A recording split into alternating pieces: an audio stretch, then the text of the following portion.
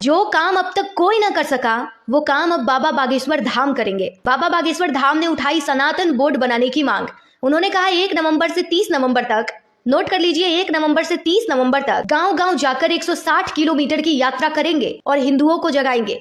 उन्होंने सोए हुए हिंदुओं को जगाने का प्रण लिया और आगे कहा कि सिर्फ प्रवचन और सोशल मीडिया से हिंदू नहीं जागेगा, इसके लिए हम पैदल यात्रा करेंगे। अब हमने प्रण लिया है कि केवल हिंदू हिंदू कहने से और कथा में ताली बजवाने से हिंदू नहीं जागेगा।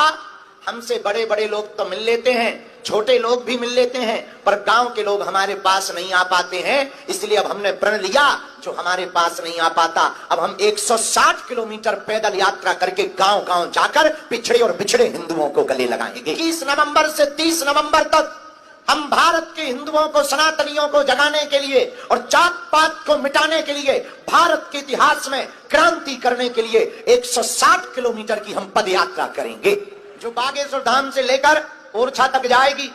लाखों सनातनी हिंदू, उनका उद्देश्य, हमारा उद्देश्य सिर्फ इतना है, हम हिंदू हैं और हिंदुस्तान हमारा है।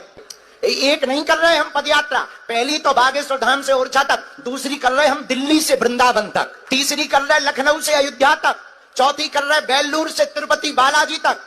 जब तक जिएंगे गांव गांव जाकर के, जात पात को मिटा करके हम भारत को भव्य बनाने का संकल्प दिलवाएंगे। शंकराचार्य, आदि जगत गुरु शंकराचार्य ने भी पैदल यात्रा की, स्वामी विवेकानंद ने विदेश तक यात्राएं की हैं धर्म को जगाने के लिए। हमने समझ लिया चार्टर हवाई जहाज और ट्रेन से धर्म बचने वाला नहीं है। अब गांव गांव जाकर के हिंदुओं को जगाएंगे।